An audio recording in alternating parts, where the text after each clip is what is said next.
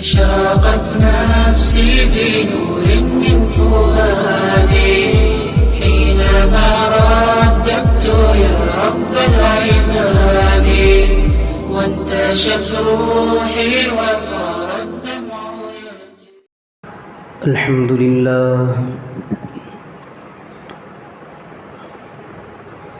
الحمد لله نحمده ونستعينه ونستغفره ونؤمن به ونتوكل عليه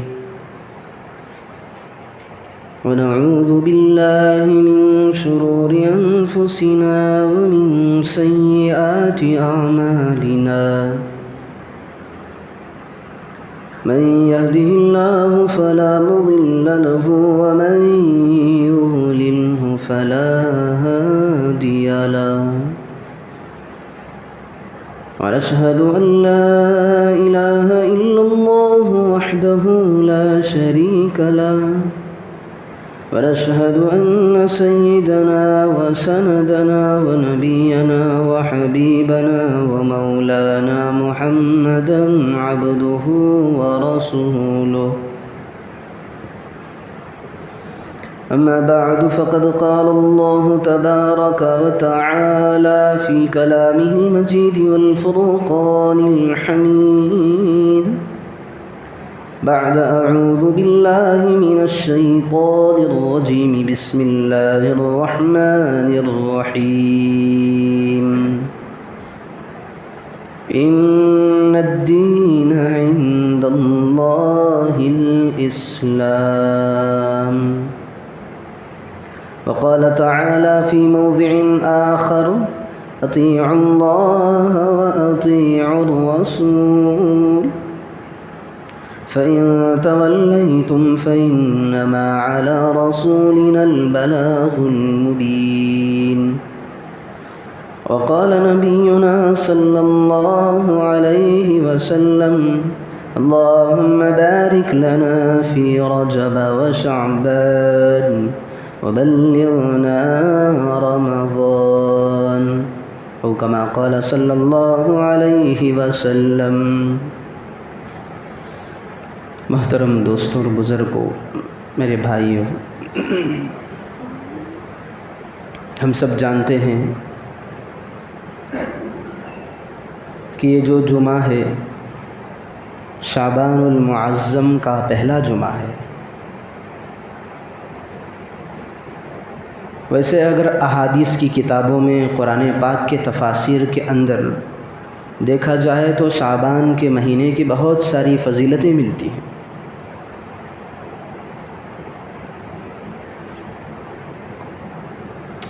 اب ہمارا دوسرا کام یہ ہے کہ جس موڑ پر بھی جو کام ہمارے آقا جناب محمد الرسول اللہ صلی اللہ علیہ وسلم سے ہوئی ہیں ان کو ہمیں فالو کرنا ہے. اللہ نے جو ہمیں بنایا ہے مسلمان بنانے کے ساتھ ایک شریعت دی ہے. شریعت دینے کے بعد یہ فرمایا کہ تمہیں اس کے تابع بن کر چلنا ہے. اللہ نے ہمیں دین دیا ہے. ان الدین عند اللہ الاسلام. اللہ ہمارے لیے دین اسلام کو منتخب فرمایا. جب ہم اسلام پر آ گئے تو دوسرا حکم یہ کہا وَأَطِيعُوا اللَّهَ وَأَطِيعُوا الرَّسُولَ. میرے پیارے بندو، اب جب تم دین اسلام پر جم گئے، دین اسلام کے اندر آ گئے، تو اب تمہاری دوسری ذمہ داری یہ ہے کہ تم اللہ کی اطاعت کرو اور رسول اکرم صلی اللہ علیہ وسلم کی اتباع میں گر جاؤ، ان کی پیروی کرنے لگو. اطیعوا اللہ و اطیعوا الرسول دونوں کو جب ملاتے ہیں تو یہ دین اسلام بنتا ہے.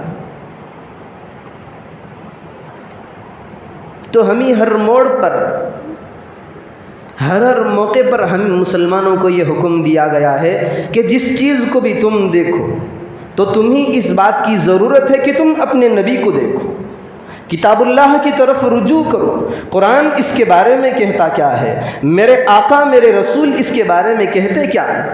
چونکہ دین اس کا نام ہے کہ اللہ کے احکام پر مر مٹ جانے کا نام دین ہے.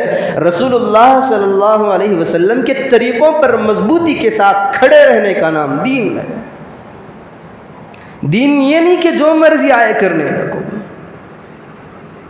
دین یہ نہیں کہ فیشن پر اتر جانے لگو، دین یہ نہیں کہ حیوانیت کی طرف، حیوانوں کی زندگی طرح زندگی گزارو، دین یہ نہیں کہ اللہ رب العزت کے احکامات کی دھجیاں اڑا دو، دین اس کا نام نہیں ہے کہ اللہ کے رسول اور اللہ رب ذوالجلال کے احکامات اور ان کے طریقوں کو اپنے پیروں تلے رون ڈالو، بلکہ دین تو یہ ہے کہ اللہ اور اس کے رسول کے چرنوں کے اوپر گر جانے کا نام ہے۔ جب ہمیں یہ بات سمجھ میں آ گئی کہ دین کس چڑیا کا نام ہے، دین عقیدے کا نام ہے جو اسلام کا مضبوط عقیدہ ہے۔ اب عقیدہ کس کو کہتے ہیں؟ عقیدہ وہ چیز ہے جو اتنا بڑا مدار ہے عقیدہ جس پر جہنم اور جنت کا فیصلہ ہوتا ہے۔ ہم میں سے بعض مسلمان ایسے بھی ہیں، ہم کہتے ہیں کہ بھائی ان کا عقیدہ خراب ہے، پتہ نہیں انہیں نجات ملے گی یا پھر اللہ انہیں نجات نہیں دے گا۔ کیوں؟ کیونکہ ان کا عقیدہ خراب ہے۔ تو دین اس کا نام ہے کہ عقیدہ اللہ اور اس کے رسول کا بن جائے، تبھی تو دین اسلام کہا جاتا ہے، ورنہ تو میں مسلمان ہوں، میرا عقیدہ کچھ اور ہے، انگریزوں کا ہے، طریقہ یہود و نصارہ کا ہے، تو وہ دین کہاں کا اسلام ہے؟ آج کل ہمارا رویہ، طریقہ اور ہمارا طرز زندگی، ہمارے اعمال ایسے ہی ہو رہے ہیں، بس نام کے مسلمان ہیں، کام غیروں کے ہیں، کام انگریزوں کے ہیں، کام یہود و نصارہ کے ہیں، اپنے آپ کو مسلمان بتاتے میں بڑا فخر ہم محسوس کرتے ہیں۔ رسول کی اگر جتنی سنتیں ساری چھوڑ دیں تو کوئی پرواہ نہیں، ہم اپنے آپ کو مسلمان کہتے ہیں۔ نمازوں سے دور ہماری زندگیاں ہیں، پھر بھی اپنے آپ کو ہم مسلمان کہتے ہیں۔ دین سے کوسوں دور ہماری زندگیاں چل رہی ہیں، پھر بھی ہم اپنی شان سے اپنے آپ کو مومن کہتے ہیں۔ ہمیں اس طرح مومن کہنے کا حق نہیں ہے۔ ایمان والا تو وہ ہوتا ہے جو اللہ کے رسول کی اور اللہ کی کسی چھوٹی سی ادنا چیز کا بھی انکار نہیں کرتا اور اس پر عمل نہیں چھوڑتا۔ جب مکمل اللہ اور اس کے رسول کی باتوں پر ایمان رکھ کر عمل کرتا ہے تو اس کے بعد جا کر کے مومن بنتا ہے۔ ہم جیسوں کو مومن نہیں کہا جاتا، بس ہم جیسوں کو صرف مسلمان کہا جاتا ہے۔ قرآن کریم میں سورہ حجرات کے اندر اللہ رب ذوالجلال نے کہا ہے، قالت الاعراب آمنا قل لم تؤمنوا ولكن قولوا اسلمنا۔ اللہ کے رسول صلی اللہ علیہ وسلم کے پاس ایک ٹیم آئی، ایک جماعت آئی، آ کر کے کہنے لگا آمنا، یا رسول اللہ ہم ایمان میں داخل ہو گئے، ہمارے دلوں کے اندر ایمان ہے۔ اللہ نے فوراً آیتوں کو بھیجا، کہا لم تؤمنوا ولكن قولوا اسلمنا، ابھی تمہارے دلوں کے اندر ایمان مضبوطی کے ساتھ جمع نہیں ہے، تم اپنے آپ کو صرف مسلمان کہو، کیونکہ مسلمان ہر آدمی کہتا ہے، مسلمان کہنے میں کوئی حرج نہیں، جس کا نام مسلمانوں کا وہ بھی مسلمان کہتا ہے، لیکن مومن وہ آدمی کہہ سکتا ہے جو خدا اور رسول کی نافرمانی ہی نہ کرتا۔ ہمارا تو ایمان ایسا نہیں ہے کہ ہم مسجد سے باہر نکلے گناہ کے اڈوں کے اندر گر جاتے ہیں، دین کے کاموں کے اندر بھی ہم سے خطائیں ہوتی ہیں، تجارات کے اندر رشوتیں چلتی ہیں، کاروبار میں جھوٹ چلتا ہے، ہر چیز میں دھوکہ دہی، والدین کی نافرمانی، بیویوں پر ڈانٹ ڈپٹیں بھی چلتی ہیں، چپاٹے بھی چلتے ہیں، پھر بھی ہم ایمان کہیں تو یہ ایمان کی توہین ہے۔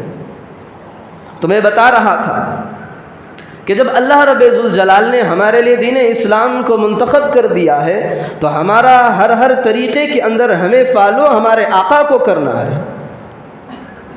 اس موڑ پر میرے آقا جناب محمد الرسول اللہ صلی اللہ علیہ وسلم کی تعلیمات کیا ہیں، اللہ کے رسول کا اس مہینے کے اندر رویہ اور اعمال اور اللہ کے رسول کی زندگی کیا ہے، اسی آدمی کو مسلمان کہا جاتا ہے، مومن کہا جاتا ہے کہ ہر چیز میں دیکھے میرے آقا جناب محمد الرسول اللہ صلی اللہ علیہ وسلم نے اس ماہ مبارک کے اندر کیا کیا ہے۔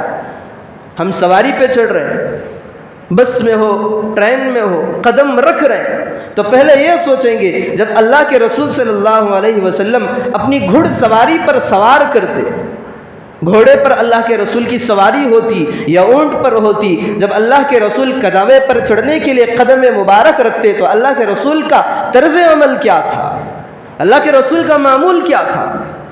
تو اس کے بعد ہمیں پتہ چلتا ہے کہ جب میرے آقا جناب محمد الرسول اللہ صلی اللہ علیہ وسلم گھوڑے پر قدم رکھتے تو رکھنے سے پہلے سواری کی دعا پڑھ لیا کرتے، سبحان الذی سخر لنا ھذا وما كنا له مقرنین۔ تو ہمیں یہ بات ملی، جب میرے آقا نے گھوڑے پر قدم رکھنے سے پہلے یہ پڑھا ہے تو ہم کار پر سفر کرتے ہیں، ٹرینوں پہ سفر کرتے ہیں، بس اڈوں میں سفر کرتے ہیں، تو ہمیں اس دعا کا اہتمام کرنا چاہیے۔ ہمارا دین کوئی لاوارث نہیں ہے، ہمارا دین یتیم نہیں ہے، اس کے صحیح اور مکمل ہونے کی سرٹیفکیٹ خود اللہ نے دے دی ہے۔ خود جو دین کا مالک ہے، جو دین اسلام کا مالک ہے، وہ خود سرٹیفکیٹ دے رہا ہے کہ اے میرے بندو، میں نے اسلام کو ناقص بنایا ہی نہیں ہے۔ دنیا کے اور مذاہب ہیں، دوسرے بھی دین ہیں، سارے تتر بتر بن گئے۔ کوئی آسمانی کتابیں جتنی نازل ہوئی قرآن کریم کے علاوہ ساری کی ساری کتابوں کو برباد کر دیا گیا، دین کا ملیہ میٹ کر دیا گیا، دین کا ستیہ ناش کر دیا گیا، دین کا بیڑا غرق کر دیا گیا۔ انجیل اٹھا کر کے دیکھیں، وہ انجیل جو آسمان سے اترا تھا آج باقی نہیں ہے۔ تورات کو اٹھا کر کے دیکھیں، جو تورات حضرت موسیٰ پر نازل ہوئی تھی آج وہ باقی نہیں رہا، جو زبور حضرت داؤد پر نازل ہوا تھا آج وہ کتاب بھی عینی ویسے نہیں ہے جو آسمان سے اتری تھی۔ لیکن قرآن پاک ایک ایسی کتاب ہے، اس کی گارنٹی بھی، اس کا پروف اور سرٹیفکیٹ بھی اللہ نے دے دی۔ 1400 سال پہلے میں نے میرے محبوب جناب محمد الرسول اللہ صلی اللہ علیہ وسلم پر جیسے وہ کتاب اتارا تھا، آج بھی نہ زبر زیر بدلا، نہ کہیں مد بدلے، نہ تشدید بدلی، نہ نقطہ بدلا، آج بھی ویسا کا ویسا قرآن پاک جو میں نے اپنے سرکار پر، اپنے محبوب پر نازل کیا تھا بیعینی، آج بھی ویسا قرآن موجود ہے۔ کیوں قرآن موجود ہے؟ اللہ نے انجیل کے بارے میں کوئی نہیں کہا، زبور کے بارے میں کچھ نہیں کہا، تورات کے بارے میں کچھ نہیں کہا، لیکن جب باری قرآن کی آئی تو اللہ نے کہا اِنَّا نَحْنُ نَزَّلْنَا الذِّكْرَ وَإِنَّا لَهُ لَحَافِظُونَ۔ یہ کتاب کا مالک میں ہو، اس کتاب کے اندر رد و بدل آ جائے مجھے گوارا نہیں۔ قیامت تک جتنے بھی لوگ آئیں گے، کفار ہو، یہود ہو، نصارہ ہو، جو بھی اسلام کے دشمن ہو، میرا چیلنج ہے اگر تمہارے اندر طاقت ہو تو تم بدل کر کے دکھاؤ، میں بدلنے نہیں دوں گا۔ آج بھی کتنے انگریز ایسے ہیں جو قرآن کے پیچھے پڑے ہوئے ہیں، باطل طاقتیں، اسلام کے خلاف کام کرنے والی تنظیمیں، مسلمانوں سے نفرت کرنے والی ٹیمیں آج بھی اسلام کے، مسلمانوں کے قرآن کے خلاف کھڑے ہوئے ہیں، لیکن انہیں ہمت نہیں ہوئی کہ اس کا ایک زبر زیر مٹا دیں، کیونکہ اللہ رب ذوالجلال نے صرف قرآن پاک ہی کو کہا ہے اِنَّا نَحْنُ نَزَّلْنَا الذِّكْرَ وَإِنَّا لَهُ لَحَافِظُونَ، میں نے اس کو نازل کیا، میں ہی اس کی حفاظت کروں گا۔ قرآن کریم کے اندر اگر ہم تلاوت کریں تو ہمیں پتہ چلتا ہے اللہ نے کتنے چیلنجز کیے ہیں کفار سے۔ کہا ہے قُلْ إِنِ اجْتَمَعَتِ الْإِنسُ وَالْجِنُّ عَلَىٰ أَن يَأْتُوا بِمِثْلِ هَٰذَا الْقُرْآنِ لَا يَأْتُونَ بِمِثْلِهِ أَبَدًا۔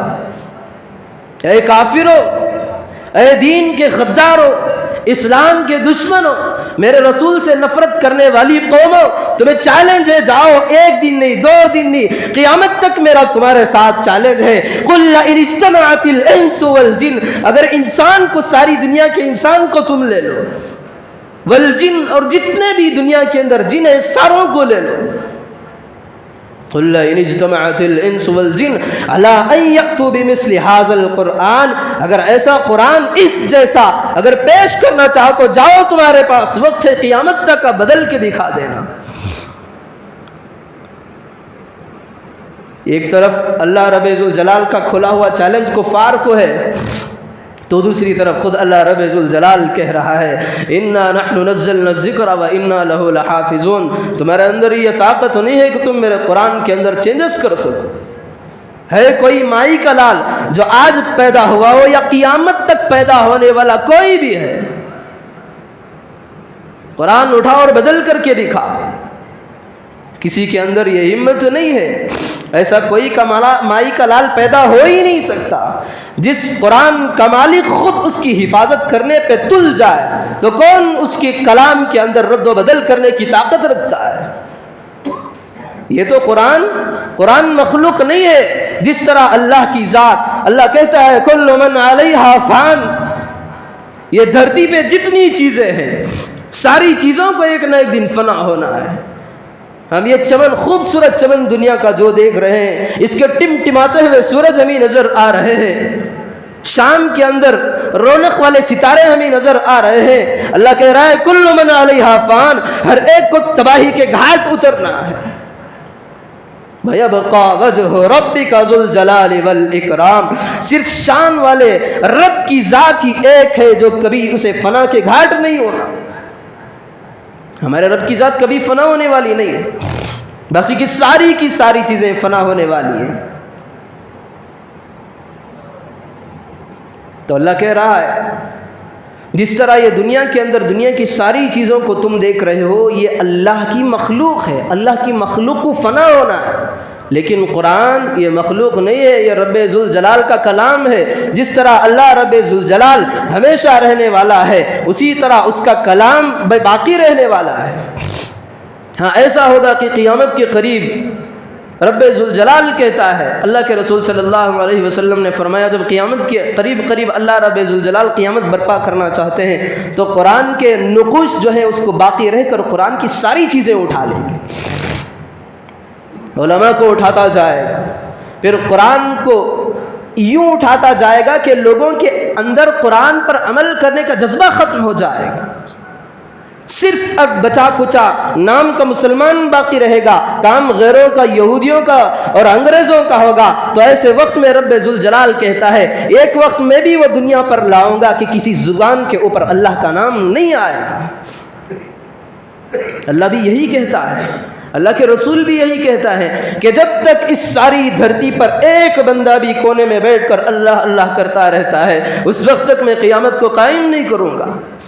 لیکن اللہ ایک مومنٹ ایسا لاتا ہے ساری کی زبانوں کو گونگی کر دیتا ہے۔ گونگی کا مطلب یہ ہے کہ وہ اللہ کا نام نہیں لے سکتی اپنی زبانوں کے اندر، واہیات تباہیات برپا کرتے ہیں لیکن اللہ رب ذوالجلال کا نام نہیں لیتے، اللہ کی شریعت پر نہیں چلتے، اللہ کے رسول کی سنتوں کی دھجیاں اڑا دیتے ہیں۔ جب اللہ دیکھتا ہے تو اللہ رب ذوالجلال ایسے ماحول کے اندر قیامت کو برپا کر دیتا ہے کہ اے میرے بندو تمہیں جینے کا کوئی دنیا میں حق نہیں ہے، جب تم میری نہیں مانتے تو میں تمہیں کیوں کھلاتا رہوں گا۔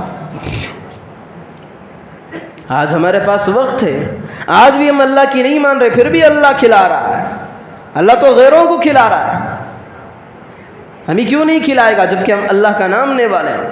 ہمارے پاس آج بھی وقت ہے کہ اپنے ایمان کو مضبوط بنانا ہے، اپنے اسلام پر مضبوطی کے ساتھ جمے رہنا ہے۔ تو میں بتا رہا تھا کہ دنیا کی ساری کی جتنی چیزیں ہیں ساری کی چیزیں ایک نہ ایک دن فنا ہونے والی ہیں، لیکن قرآن پاک اللہ کا کلام جس طرح اللہ باقی ہے اسی طرح اس کلام کو بھی بقا ہے، یہ کلام بھی کبھی ختم ہونے والا نہیں ہے۔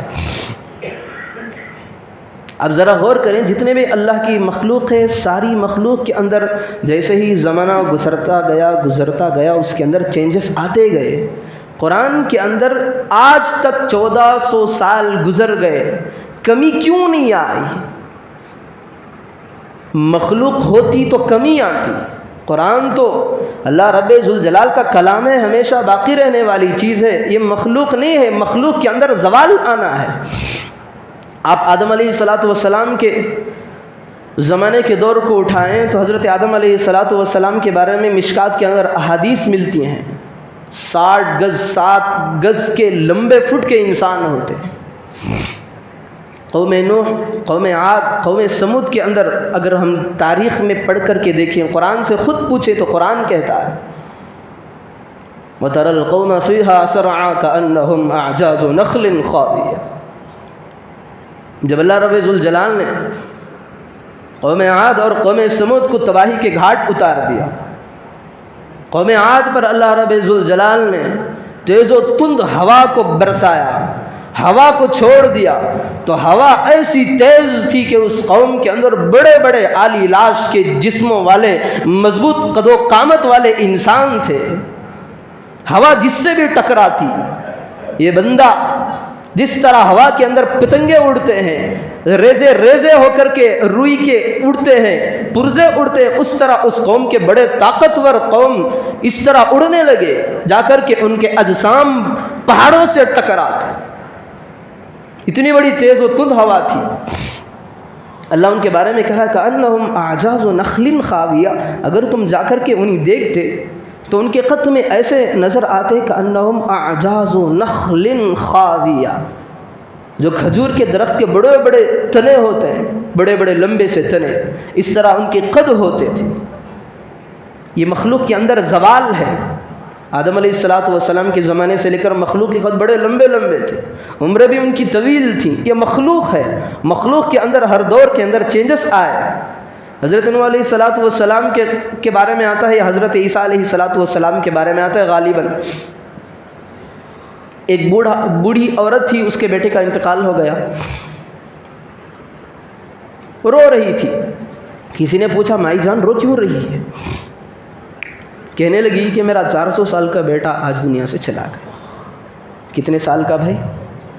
400 سال کا میرا بیٹا دنیا سے چلا گیا۔ آج 400 سال میں ہماری 4 نسلیں آگے نکل جاتی ہیں، تو سوچے کہ اس زمانے کے اندر بوڑھیا کی کتنی عمر ہوگی، اور اس کا بیٹا 400 سال کا۔ 400 سال میں ہماری 4 نسلیں، 4 خاندان آ جاتے اس زمانے کے اعتبار سے۔ تو مخلوق کے اندر زوال ہے، دھیرے دھیرے اس کے اندر چینجز آئے ہیں، لیکن قرآن آج سے 1400 سال پہلے جو کا تو اترا تھا آج بھی اسی طرح بیائی نہیں موجود ہے۔ اللہ نے اسی قرآن کے اندر، اسی کلام پاک کے اندر، اللہ رب ذوالجلال نے اس قرآن، اس دین کی مکمل، کامل و مکمل ہونے کی سرٹیفکیٹ دے دی ہے۔ اللہ کہتا ہے اليوم اکملت لکم دینکم۔ آج حجۃ الوداع کا موقع تھا، اس وقت میں یہ آیت نازل اتری تھی میرے اور آپ کے آقا جناب محمد رسول اللہ صلی اللہ علیہ وسلم پر، اليوم اکملت لکم دینکم۔ اے میرے بندو، آج اکملت لکم دینکم، میں نے تمہارے دین کو مکمل کر دیا، واتممت علیکم نعمتی، اور جو میری نعمتیں، بڑی نعمت تھی کہ دین اسلام کو میں مکمل کروں، آج وہ نعمت بھی پوری کر دی۔ ایک تو دین اسلام کو کامل و مکمل کر دیا، اللہ اسے نعمت بتا رہا ہے، جو میں دین اسلام کو مکمل بنایا، یہ میری طرف سے تم پر ایک بہت بڑی نعمت ہے، کیونکہ دوسرے مذاہب کے اندر یہ نعمت نہیں ملی۔ دوسرے مذاہب کے اندر ان کا جو دین ہے بیکار ہے، باطل ہے، من گھڑت ہے۔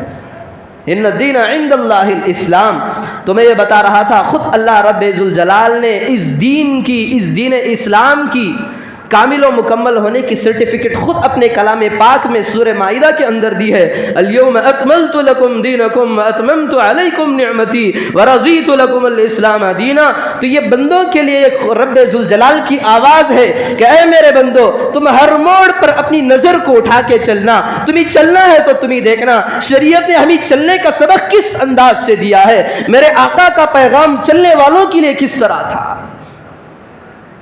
کیونکہ دین تو ہماری ناقص ہے ہی نہیں۔ چھوٹی سی چھوٹی بڑی بات، اور قیامت تک جتنے بھی مسائل کھڑے ہوں گے وہ علماء بیان کریں گے۔ ہر دور کے اندر مسائل آتے گئے، جیسے ایک دور ختم ہوا، دوسرا دور آیا، دوسرے دور کے نئے مسائل پیدا ہوئے، تیسرا دور آیا، تیسرے دور کے نئے مسائل پیدا ہوئے، چوتھا دور آیا، چوتھے دور کے اندر نئے مسائل پیدا ہوئے، لیکن حل کرنے والے کون تھے؟ وہ علماء تھے۔ کس چیز سے حل کیا ہے انہوں نے قرآن کو سامنے رکھا، احادیث کو سامنے رکھا، ہماری شریعت کو سامنے رکھا، پھر ان مسائل کا حل نکالا۔ اللہ رب ذوالجلال نے ان چیزوں کے اندر شریعت کا حل رکھا ہے۔ قیامت کی آخری صبح تک جتنے بھی مسائل اس دھرتی کے اندر رونما ہوں گے، جتنے فتنے آئیں گے، سارے فتنوں کا، سارے مسائل کا حل اللہ نے اپنی شریعت کے اندر رکھا ہے۔ بس ہماری ذمہ داری یہ بنتی ہے کہ ہر موڑ پر ہمیں دیکھنا یہ ہے کہ یہ میرا کام ہے، میں کاروبار کرنا چاہتا ہوں، اس کے اندر قرآن کی تعلیم کیا ہے۔ اللہ کہتا ہے احل اللہ البیع وحرم الربا، اے میرے بندو تم تجارت کرنا چاہتے ہو تو تم بیع کو لازم پکڑو، لیکن رشوت کو، سود سے دور ہٹنا۔ میں گھر میں رہنا چاہتا ہوں، تو میری ذمہ داری کیا بنتی ہے؟ پوچھیں اللہ سے۔ اللہ کہتا ہے یا ایھا الذین آمنوا قوا انفسکم واہلیکم نارا، اے میرے بندو جب تم گھر میں رہنے کا، زندگی بسر کرنے کا طریقہ جاننا چاہتے ہو تو آؤ میرے کلام کی طرف۔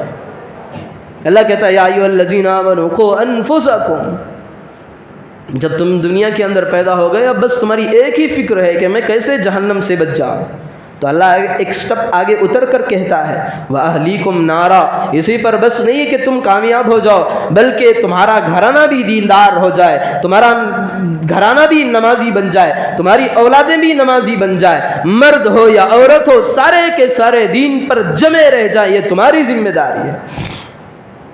ہر موڑ پر، ہر چیز میں شریعت ہمارے لیے آئیڈل اور نمونہ ہے۔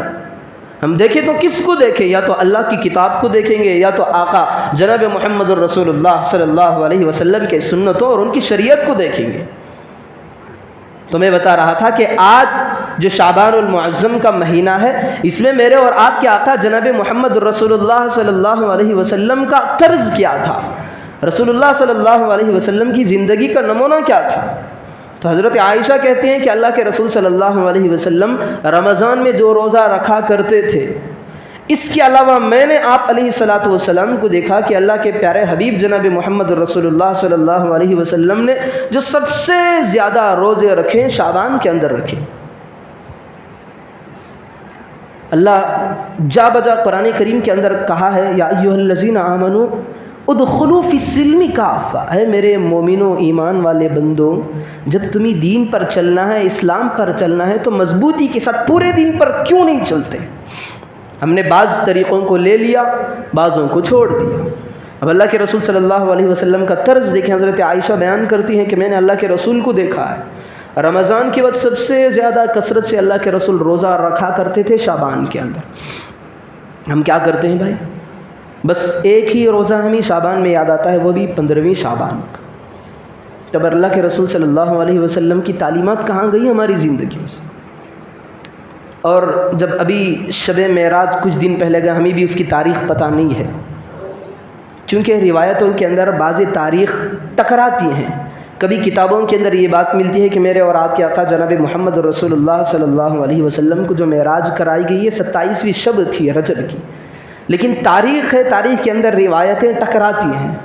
مشہور تو یہی ہے کہ 27ویں شب میں، اور ہم شب معراج مناتے ہیں، صبح سے لے کر شام تک فون آتے رہے، ہمیں کرنا کیا ہے بھائی؟ اگر کرنے کی ضرورت پڑتی تو ہم کیا بتا نہیں دیتے کہ جمعے کے اندر شب معراج میں ہمیں یہ کرنا ہے؟ دھویں دار تقریریں کریں گے، دھویں دار نظمیں پڑھیں گے، نعت پڑھیں گے، عرس منائیں گے، قوالیاں لگائیں گے۔ ہم بتاتے بیٹھ کر، ہم نے آج تک شب معراج کے بارے میں کوئی نہیں بتایا کہ فلاں مخصوص رات ہے کہ اللہ کے رسول یہاں سے لے کر کے آسمان پر چلے گئے، وہاں سے اللہ کے قریب پہنچ گئے، وہاں پر اللہ نے معراج کے اندر یہ تحفہ نماز کا اپنی امت کے لیے پیارے رسول کو دیا ہے۔ جس جگہ نہیں کرنے والے کام ہوتے ہماری قوم اس کو کر جاتی ہے۔ شب معراج کے اندر بس وہ ایک واقعہ تھا، اللہ کے رسول صلی اللہ علیہ وسلم کو تحفہ دیا گیا نماز کا، اللہ رب ذوالجلال نے آسمان پہ بلا، اس کے علاوہ کوئی دوسری عبادتیں نہیں ہیں شب معراج کے اندر۔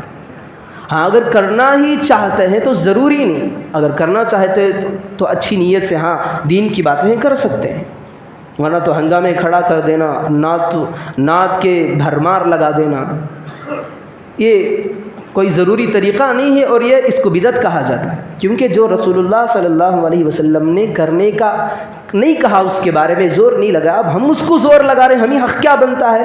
اللہ کے دین ہی کو ہم پلٹا کے رکھ دیں؟ جو کام رسول سے نہیں ہے وہ ہم اس کے پیچھے ہم کیوں پڑیں؟ جو کام پڑھنے کے بہت سارے اس کو ہم تو پکڑ رہے نہیں ہیں، جن کاموں کو چھوڑنا ہے اس کے پیچھے پڑے ہوئے ہیں۔ آج دل پہ ہاتھ رکھ کر کے بتائیں کن کن لوگوں کی آج ہماری زندگیوں سے نماز نہیں چھوٹ رہی ہے، بتائیں اپنے دلوں پہ ہاتھ رکھ۔ کیا یہ فرض نہیں ہے؟ سنت کے پیچھے ہم بھاگ رہے ہیں، نفلوں کے پیچھے بھاگ رہے ہیں، ناجائز کاموں کے پیچھے بھاگ رہے ہیں، اللہ اور اس کے رسول کو غضب کو بھڑکانے والی چیزوں کے پیچھے ہم لپک رہے ہیں، تو ہماری نمازوں کا حال کیا ہوگا؟ جبکہ اللہ رب ذوالجلال نے کہا ہے حافظوا علی الصلاوات، نمازوں کی حفاظت کرو، نمازوں کا بیڑا غرق نہ کرو۔ قبر کے اندر سب سے پہلے پوچھ گچھ ہوگی تو نماز کی ہوگی۔ قبر کے بعد جب ہماری جان ہمارے جسموں کے اندر ڈال دی جائے گی، سور پھونکا جائے گا، میدان حشر کے اندر جس دن ہمیں کھڑا کیا جائے گا، اللہ رب ذوالجلال سب سے پہلے یہی پوچھے گا کہ بتاؤ تمہاری زندگیوں کے اندر تمہاری نمازیں کیسی تھی؟ پھر اللہ کہے گا آج میں تم سے ایک بات کرنا چاہتا ہوں، جاؤ میرے لیے آج جتنے لوگ سجدہ کرنا چاہتے ہیں سجدہ کرو۔ ساری امت سجدے میں گر جائے گی، لیکن جو دنیا کے اندر بے نمازی تھے، نماز سے ان کا جی چرایا کرتا تھا، نماز سے پیچھے ہٹتے تھے، وہ رکوع کرنا چاہیں گے، سجدہ کرنا چاہیں گے، لیکن اللہ رب ذوالجلال ان کی کمر کو تختہ اور میخ بنا دے گا، جھکنا چاہیں گے، جھکنے کی طاقت نہیں رہے گی۔ ارے نماز کو چھوڑنے والوں، آج ہمارے پاس اللہ نے وقت دیے، جتنے رکوع ہو سکتے ہیں ہم کر لے، جتنے سجدے اللہ نے ہماری زندگی کے لمحات باقی رہے سجدے کر۔ قیامت کے اندر ہم تمنا کرنے لگیں گے یا اللہ میری کمر جھکا دے، لیکن اللہ جھکائے گا نہیں۔ سجدہ کرنا چاہیں گے سجدہ کر نہیں پائیں گے، اللہ کہے گا وَامْتَازُوا الْيَوْمَ أَيُّهَا الْمُجْرِمُونَ، اے مجرموں جو میرے سجدہ کرنے کے میرے سامنے سجدہ کرنے کے تم لائق نہیں ہو، تم الگ ہو جاؤ۔ تمہارا حشر فرعون کے ساتھ ہوگا، قارون کے ساتھ ہوگا، شداد کے ساتھ ہوگا، ابی بن خلف کے ساتھ ہوگا، تو ہم جواب کیا دیں گے؟ آج ہم اپنے بچوں کا نام فرعون رکھنا پسند نہیں کرتے، قارون رکھنا پسند نہیں کرتے، شداد رکھنا پسند نہیں کرتے، تو ہمارا حشر ان کے ساتھ ہوگا تو ہماری حالت کیا ہوگی؟ ہم جہنم کا ایندھن پڑھ کر کے جہنم کے اندر گر جائیں گے۔ تو میرے بھائیوں، ہمیں جو چیز سنوارنے کی زندگی کو دین پر مضبوطی کے ساتھ جمع کر کے ہم نمازوں کو صحیح بنائیے، ہماری ذمہ داری تھی، لیکن ہم چیزوں کو ہٹا دیا، نفل کاموں میں پڑ گئے، اللہ کے ناراض کرنے والی چیزوں میں پڑ گئے۔ شب معراج کے اندر خرافات بدعات کو ہم نے ایجاد کر دیا، یہ کون سا دین ہے؟ تو وہی میں بتا رہا تھا کہ ہر چیز میں ہمارے لیے آئیڈل اور نمونہ ہمارے آقا جناب محمد رسول اللہ صلی اللہ علیہ وسلم، ہر چیز میں ہم دیکھیں گے میرے پیارے آقا جناب محمد رسول اللہ صلی اللہ علیہ وسلم کا نمونہ کیا تھا، اللہ کے رسول کی ہدایت اور تعلیمات کیا تھی۔ تو بس ہماری ذمہ داری ہی یہی ہے کہ شعبان المعظم کا مہینہ اس کو غنیمت جانیں، کیونکہ اس کے بعد تو رمضان کا مہینہ آنے والا ہے۔ بعض روایتوں کے اندر آتا ہے شعبان و شہری و رمضان و شہر اللہ، اللہ کے پیارے حبیب نے کہا ہے شعبان میرا مہینہ، کیونکہ اللہ کے نبی کثرت سے عبادت کیا کرتے، اور و رمضان شہر اللہ، رمضان اللہ کا مہینہ ہے۔ جب ہم اللہ کے نبی کا مہینہ شعبان کی پابندی کریں گے، عبادت میں لگائیں گے، تو ہمیں رمضان کے مہینے کے اندر کی پریکٹس ابھی سے شروع ہو جائے گی، تو ہمیں رمضان کے اندر عبادتوں کا کرنا ابھی سے آسان بن جائے گا۔ تو ہماری ذمہ داری بنتی ہے کہ جتنے شعبان میں ہمارے پاس فرصت نہیں ہے تو فرصت بنائیں، تہجدوں کی پابندیاں کریں، نوافل کی پابندیاں کریں۔ ہماری آج فرائض پوری نہیں ہیں۔ کوئی آدمی ہاتھ اٹھا کر یہ کہہ سکتا ہے کہ میری آج نماز کے اندر میرا خیال کدھر بھی نہیں جاتا۔ میں خود کہتا ہوں کہ ہم جب رکعت باندھتے ہیں ہماری حالت یہی ہوتے ہیں، واہیات تباہیات دماغوں کے اندر آ جاتے ہیں۔ اللہ کے رسول صلی اللہ علیہ وسلم نے فرمایا بندے کی کل قیامت کے دن ساری اس کو نمازوں کو سامنے لائیں گے، اگر فرائض میں کمیاں ہیں تو اس کے واجبات کو نکالیں گے، اب واجبات میں کمیاں ہیں تو سنتوں کو نکالیں گے، ان کو بھرتی کریں گے، اگر سنتوں کے اندر بھی کمیاں نکل گئی تو نوافل کو اٹھا کر کے اللہ پیچ لگائے گا فرائض کے اندر۔ جس طرح اگر کرتا پھٹ جائے تو ہم لوگ کیا کرتے ہیں بھائی، پیچ لگاتے ہیں، پھٹن اس کے اندر نظر نہ آئے، اس طرح پیچ لگاتے ہیں۔ اللہ فرائض کے اندر پیچ لگائے گا نوافل کے ذریعے سے۔ آج ہم پر اتنا کانفیڈنس اور اتنا بھروسہ ہے، ہم سمجھتے ہیں کہ میری ساری نمازیں اللہ کی بارگاہ میں قبول ہو گئی، اتنا بھروسہ ہے۔ واجبات بھی ہم سے چھوٹ رہے ہیں، سنتیں بھی چھوٹ رہی ہیں، نوافل تو پوچھنا ہی کیا ہے۔ تو میرے بھائیوں، نوافل کی پابندی کریں۔ فرائض واجبات تو آدمی ان کو چھوڑ کر بچتا نہیں ہے، کبیرہ گناہ ہے۔ فرائض اور واجبات کے اندر کوتاہی کبیرہ گناہ ہے۔ اب سنت ہے، سنت مؤکدہ چھوڑا تو گنہگار، سنت غیر مؤکدہ بندے کو چاہے پڑھ سکتا ہے، اگر چھوڑنا چاہے تو چھوڑ سکتا ہے، کوئی مسئلہ نہیں، لیکن نوافل بھی ہیں۔ نوافل اس بات کو سامنے رکھ کر کے نوافل پڑھیں کہ اللہ رب ذوالجلال کل میری نماز کے اندر فرائض میں کوتاہی آئی، کمیاں آئی، تو یہی نوافل ہیں جو ہمیں نجات دلانے کے لیے اللہ ان نوافل کو اٹھا کر فرائض کی کمیوں کے اندر ڈال دے گا تو فرائض مکمل ہو جائے گی۔ تو دین کی کوئی چھوٹی سی چیز کو چھوٹی نہ سمجھے، بہت بڑی چیز۔ آدمی جہنم میں جانے والا نوافل کی پابندیوں کی وجہ سے اللہ رب ذوالجلال ان کو اعمال نامے میں بھرتی کر کے جنت میں بھیج سکتے ہیں۔ تو ہماری ذمہ داری یہی ہے کہ اللہ رب ذوالجلال سے یوں دعا مانگے کہ اے اللہ ہمیں اسلام پر بھرپور چلنے کی توفیق عطا فرما. دعا مانگتے رہیں اور اپنے ایمان کی حفاظت کی خاطر ہر دعا کے اندر یہ چیز یاد رکھیں کہ اے اللہ میرے ایمان کو مرتے دم تک سلامتی کے ساتھ رکھنا. اور تیسری بات یہ ہے کہ ہمارے ہر کام میں ہم آئیڈیل اور نمونہ اپنے پیارے آقا جناب محمد رسول اللہ صلی اللہ علیہ وسلم کو بنائیں. جب بندہ آئیڈیل اور نمونہ رسول اللہ صلی اللہ علیہ وسلم کو بناتا ہے تو ہمارا کوئی بھی کام شریعت اور دین سے ہٹا ہوا نہیں ہوگا، سارے کام اسلام کے مطابق چلیں گے.